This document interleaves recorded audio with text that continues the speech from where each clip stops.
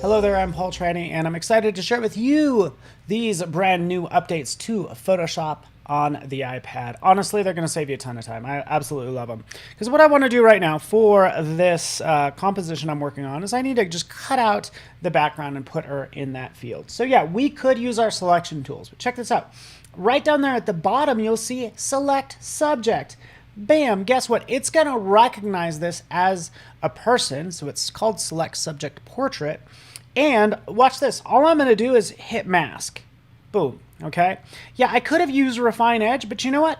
It already cut out all the hair, right? Look at that. It already looks great. Absolutely love it. So I could do that for some of these other images. Like I have these various flowers.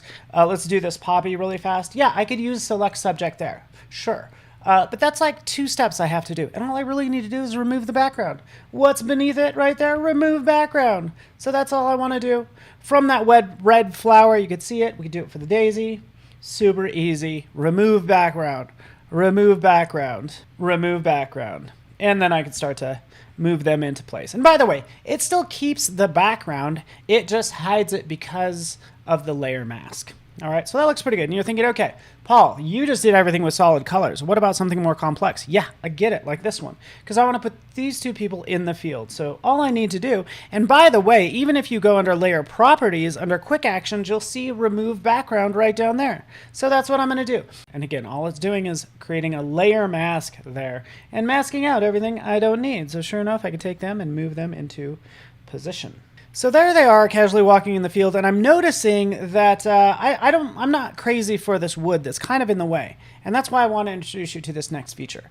This is, check it out, we're going to select this wood, whatever that is. You can see down there at the bottom, Content Aware Fill, our good friend. You just go ahead and fill that with content from around the photo. Sure enough, it does it, even for, say, this house right over here. So yeah, we'll just go ahead and select it. Content Aware Fill, get rid of whatever you want. And sure enough, I'll just turn on some of these other layers and we can see everything that I've cut out using Select Subject and Remove Background. And notice those are custom fonts, which you can also add in Photoshop on the iPad as well. So thank you so much for watching, and check out these new features today. Thank you.